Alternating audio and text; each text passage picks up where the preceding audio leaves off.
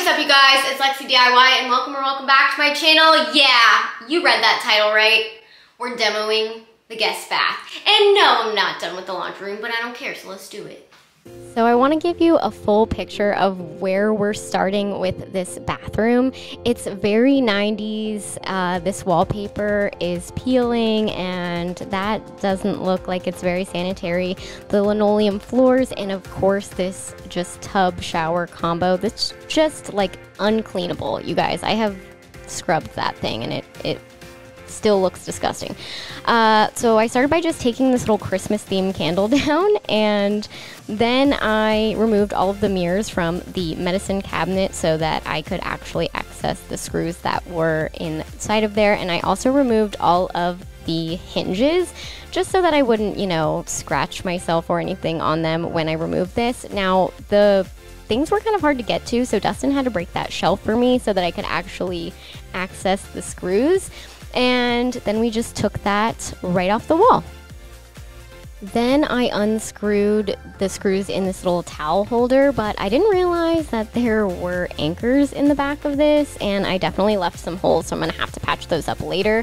And then I took the doors off of this vanity. Now, normally we would be able to just pull the vanity off in one solid piece, but because the way that the pipes are in here, they're actually coming out from the side and not from the back. So we're going to unfortunately have to take this out piece by piece. So Dustin unhooked everything down there, and then I pulled out the faucet, which was giving me a little trouble. I don't know why. And then Dustin unscrewed the P-trap. Guys, let me tell you, this smelled so horribly disgusting. Putrid is literally the only word I can use to describe it. It smelled so bad, and I'm glad that we're going to be replacing those. Then it was time to take out the toilet, and we kind of realized something that we had no idea when we moved in. It never fills up that much.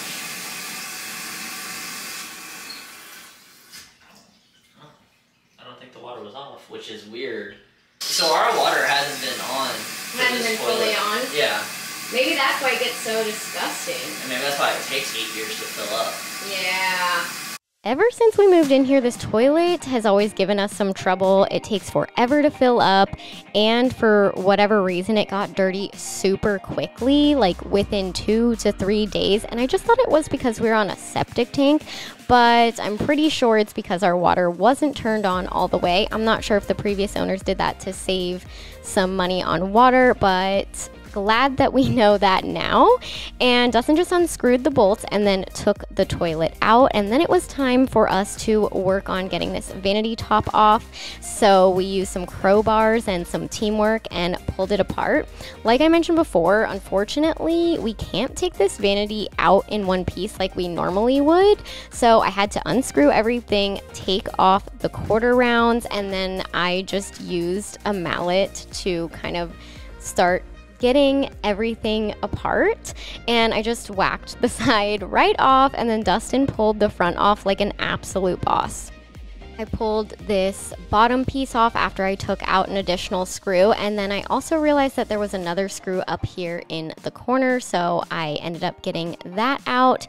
And as you can see, the pipes are sticking straight out of the wall, and there's not a hole big enough around them to just pull this off. So I was getting really nervous trying a few different things. I used like a hole drill, and then I knew that I could use my Sawzall, but it was making me nervous because I didn't want to hit the pipes because that could be a major disaster. So I couldn't get all the way close to them. So I just got as close as I possibly could, and then I used my multi-tool, which was not working very well, but it was a little bit more controllable than the Sawzall, and I felt more comfortable with it to just chip away little pieces, and then I pulled those pieces off with some pliers. And it did take quite a while, but I felt a lot better doing it this way than getting my Sawzall like right up against that pipe, because I really don't want to have a plumbing emergency on my hands. So eventually we were able to just go ahead and pull it right off after a lot of work. And then we took down the door just because it was going to be easier to get everything out while we take down that shower. Plus, I'm probably going to redo that. And then I did take down this crusty towel rack. The top screw was giving me problems for whatever reason. And then the whole thing just started spinning, which was fun. Next up was removing these baseboards. And I'm actually not going to be saving these just because I think I'm going to do those taller baseboards like I did in the laundry room in here as well. And honestly, I really want to redo all of the baseboards in my house. So should I do that? Let me know in the comments. Anyway, once those were off, I took down the holder for the shower curtain. And then I started marking around the shower with my leveler. And this was just kind of like a guide to where I was going to cut out the wall to start removing the shower. And I used my multi-tool to just go ahead and trace on that line basically all around the shower. Now, unfortunately, I didn't get quite like deep enough the first time, so you're gonna see me ending up having to like kind of go over all of these lines when I start to pull everything out. But I was just being careful because I didn't want to hit any pipes or anything of that nature, and it's always better to be safe than sorry.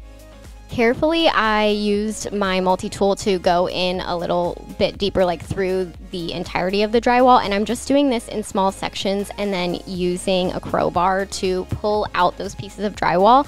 I am trying to keep it as clean of a cut as possible because I know that drywall repair is not my forte, and I just want to make that part as easy as possible.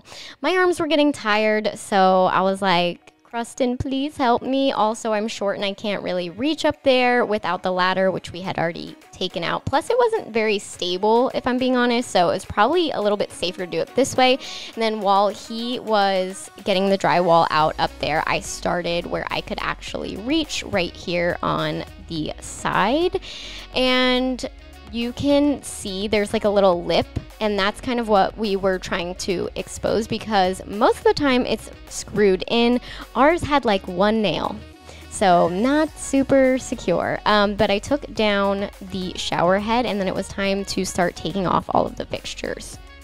These fixtures weren't on the most securely, and I know this because anytime I would go to pull that shower handle, almost the entire thing came off the wall. It definitely wasn't caulked around it to be sealed, and it was super loose. And I'm not going to lie, that has me majorly concerned for if we are going to find mold or not behind this when we take out the shower here in just a few minutes. Now, this was super easy to get off, and so was the spigot for the bath, but I felt like I was screwing it forever, and of course Dustin did it for like 1 minute and got it right off.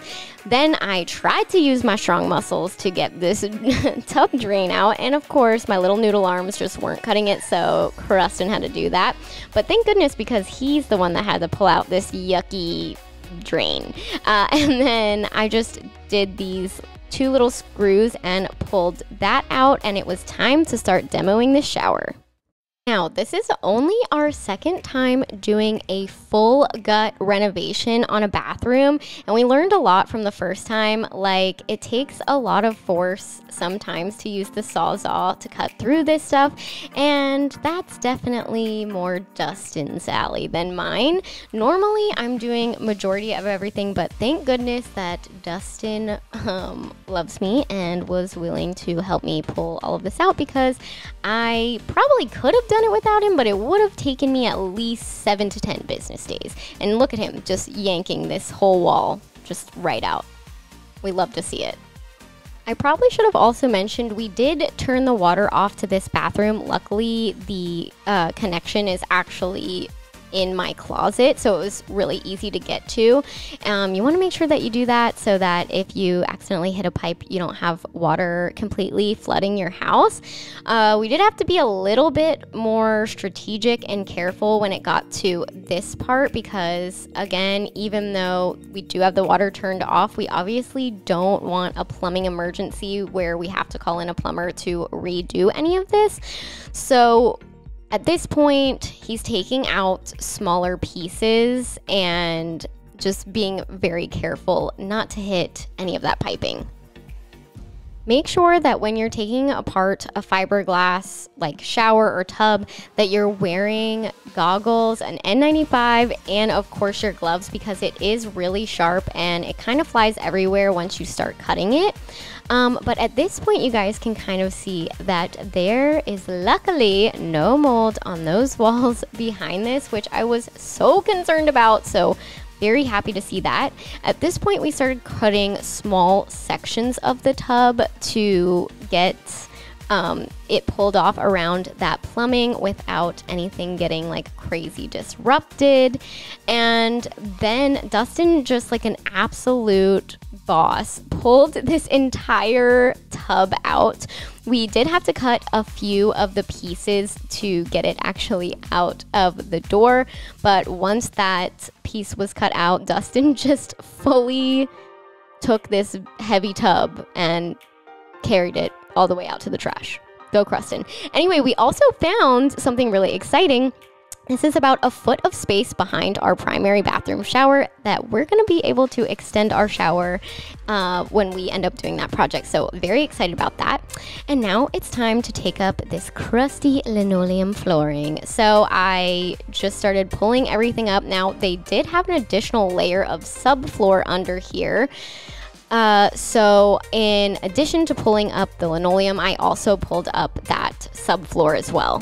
Now, I'm not entirely sure if I'm going to put down another layer of subfloor. I don't really know. I have been considering doing like a layer of waterproof like foam board that can go on the walls and the floors anyway for all of the parts, but I don't know. Let me know what your suggestions are in the comments below.